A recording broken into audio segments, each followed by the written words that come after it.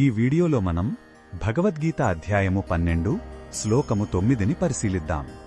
ఇది భక్తి యోగానికి సంబంధించిన అధ్యాయం.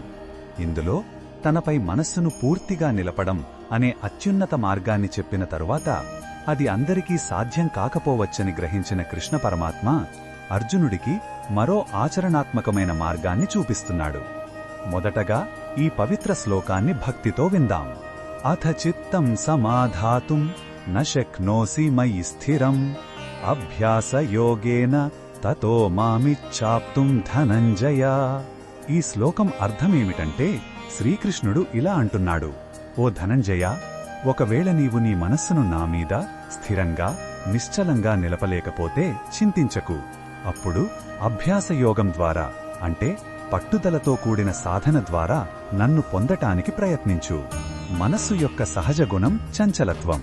దాన్ని వెంటనే అదుపు చేయడం కష్టం. అందుకే భగవంతుడు మనకు ఈ సులభమైన పద్ధతిని సూచిస్తున్నాడు. ఈ శ్లోకంలో ఉన్న భావం మనకు ఏమి చెప్తుందంటే, భగవంతుడు మనపై చూపించే అపారమైన కరుణ మరియు అవగాహన. ఆయన మన బలహీనతలను అర్థం చేసుకుంటాడు. ఉన్నత లక్ష్యాన్ని వెంటనే చేరలేకపోయినా నిరాశపడకూడదని, ప్రయత్నాన్ని ఎప్పుడూ విడిచిపెట్టకూడదని ఆయన మనకు ధైర్యం చెప్తున్నాడు. ఇక్కడ ముఖ్యమైనది పరిపూర్ణత కాదు, పట్టుదలతో కూడిన ప్రయత్నం. ఈ బోధనను మన దైనందిన జీవితంలో ఎలా ఉపయోగించుకోవచ్చంటే, మనం ఏ పనినైనా, అది చదువు, ఉద్యోగం లేదా ఆధ్యాత్మిక సాధన ఏదైనా సరే, మొదలుపెట్టినప్పుడు కష్టంగా అనిపించవచ్చు. ఉదాహరణకు, రోజూ ధ్యానం చెయ్యాలనుకున్నప్పుడు మనస్సు నిలవదు.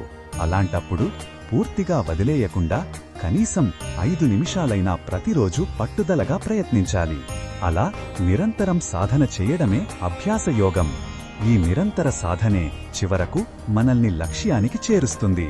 మరిన్ని భగవద్గీత శ్లోకాల అర్థాన్ని తెలుసుకోవాలంటే మా తదుపరి వీడియోలను తప్పకుండా చూడండి.